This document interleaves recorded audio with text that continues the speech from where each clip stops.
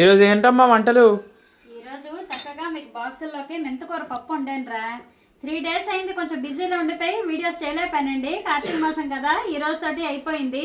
నేను ఈరోజు కొంచెం ఆటంకం ఉండి నేను దీపాలు వదులుకోలేకపోయాను. అందుకని నేను ఈరోజు దీపాలు వదలలేదనమాట. ఈ రోజు తోటి కార్తీక మాసం అయిపోయింది. మీరందరూ దీపాలు వదులుకున్నారా? మరి ఈరోజు మా ఇంట్లో వంటలు చూడండి. కమ్మని మెంతికూర పప్పు నేతిపప్పు పెట్టి, అలాగే కాలీఫ్లవరు, గోరుచిక్కుడుకాయ, పల్లి పొడి వేసి కూర అయితే టేస్ట్ చాలా బాగుందండి. మొన్న కూడా చేశాను ఒకసారి, నేను మొన్న చూపించాను చూడండి, మన భోజనాలకు వెళ్ళినప్పుడు చేశాను. అలాగే వేడి వేడి పప్పులుసు, చల్లని మీగడ పెరుగు, వేడి వేడి అన్నం.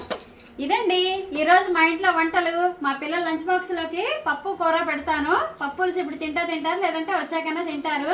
మరి మొన్న మీరు చెప్పింది కరెక్టేనండి. మనం వీడియో చేశాను కదా, బెంగళూరు వంకాయ అని అన్నారు కదా, అది నేను నూరుకోల దుంప అనుకున్నాను. బెంగళూరు వంకాయకి నూరుకోల దుంపకి రెండింటికి నేను ఎప్పుడు కన్ఫ్యూజ్ అయిపోతానండి.